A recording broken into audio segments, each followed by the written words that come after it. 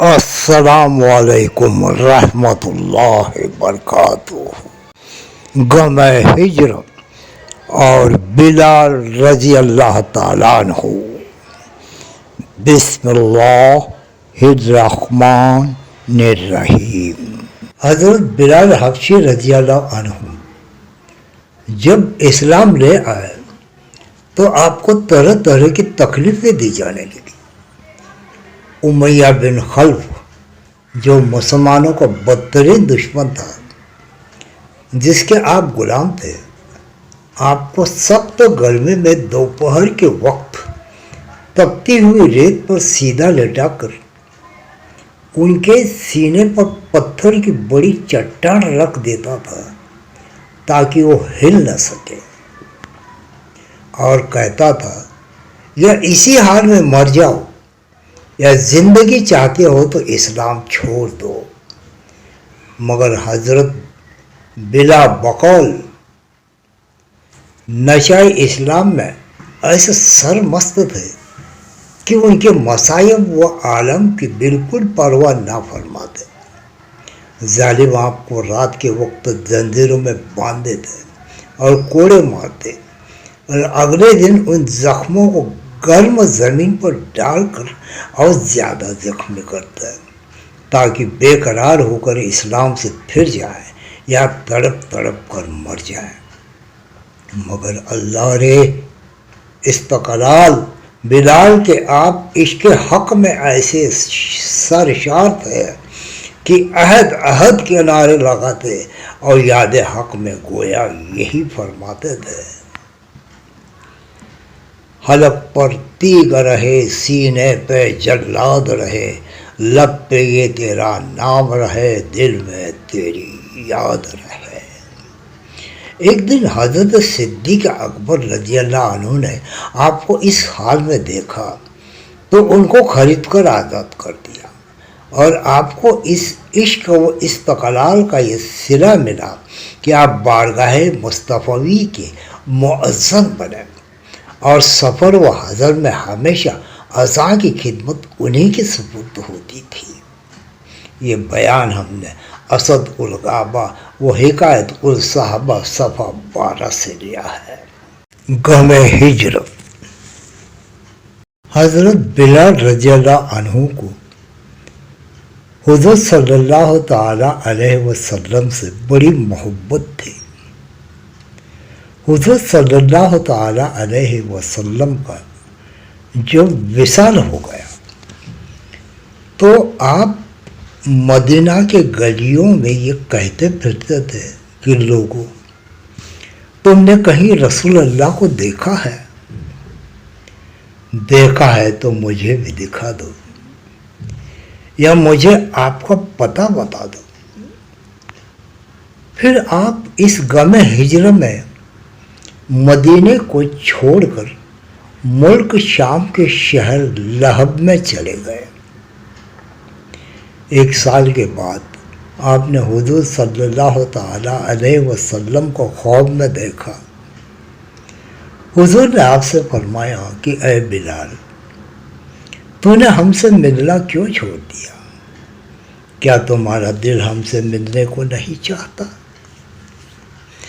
حضرت بلال نے خواب دیکھ کر لبیک یا سیدی، اے آقا، غلام حاضر ہے کہتے ہوئے اٹھے، اور اسی وقت رات ہی اونٹنی پر سوار ہو کر مدینے کو چل پڑے۔ رات دن برابر چل کر مدینہ منورہ میں داخل ہوئے۔ حضرت بلال پہلے سیدھے مسجد نبوی میں پہنچے اور حضور کو ڈھونڈا، مگر حضور کو نہ دیکھا۔ پھر حجروں میں تلاش کیا، جب وہاں بھی نہ ملے تب مزار انور پر حاضر ہوئے اور رو کر عرض کیا، یا رسول اللہ، حلب سے غلام کو یہ فرما کر بلایا کہ ہم سے مل جاؤ۔ اور جب بلال زیارت کے لیے حاضر ہوا تب حضور پردے میں چھپ گئے۔ یہ کہہ کر آپ بے ہوش ہو کر قبر انور کے پاس گر گئے۔ بہت دیر میں جب آپ کو ہوش آیا تو لوگ قبر انور سے اٹھا کر باہر لائے۔ اس عرصے میں بلال کے آنے کا سارے مدینے میں گل ہوا کہ آج رسول اللہ صلی اللہ علیہ وسلم کے مؤذن بلال آئے ہیں۔ سب نے مل کر بلال سے درخواست کی کہ اللہ کے لیے ایک دفعہ وہ اذان سنا دو جو رسول اللہ صلی اللہ علیہ وسلم کو سناتے تھے۔ بلال فرمانے لگے، دوستو، یہ بات میری طاقت سے باہر ہے، کیونکہ میں جب حضور کی اس دنیاوی زندگی میں اذان کہا کرتا تھا تو جس وقت اشہد ان محمد رسول اللہ کہتا تھا، رسول اللہ صلی اللہ علیہ وسلم کو آپ نے آنکھوں سے دیکھ لیتا تھا۔ اب بتاؤ کہ کیسے دیکھوں گا؟ مجھے اس خدمت سے معاف رکھو۔ ہر چند لوگوں نے اصرار کیا مگر حضرت بلال نے انکار ہی کیا۔ بعض صحابہ کی یہ رائے ہوئی کہ بلال کسی کا کہنا نہ مانیں گے، تم کسی کو بھیج کر حضرت حسن و حسین رضی اللہ عنہما کو بلا لو، اگر وہ آ کر بلال سے اذان کی فرمائش کریں گے تو بلال ضرور مان جائیں گے، کیونکہ حضور کے اہل بیت سے بلال کو عشق ہے۔ یہ سن کر ایک صاحب جا کر حضرت حسن و حسین کو بلا لائے۔ حضرت حسین رضی اللہ عنہ نے آ کر بلال کا ہاتھ پکڑ کر فرمایا کہ اے بلال، آج ہمیں بھی وہ اذان سنا دو جو ہمارے نانا جان کو سنایا کرتے تھے۔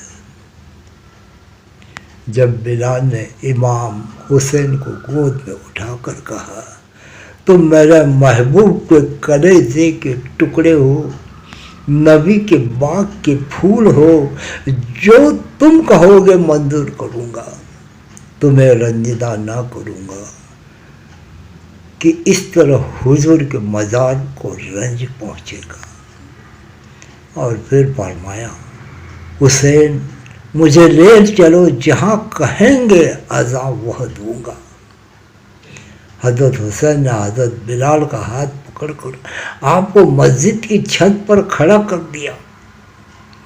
بلال نے اذان کہنا شروع کی۔ مدینہ منورہ میں یہ وقت عجب غم اور صدمے کا وقت تھا۔ حضور صلی اللہ تعالی علیہ وسلم کو وصال فرمائے ہوئے ایک زمانہ ہوا تھا۔ آج مہینوں کے بعد اذان بلال کی آواز سن کر حضور کی دنیاوی حیات مبارکہ کا سما بند گیا۔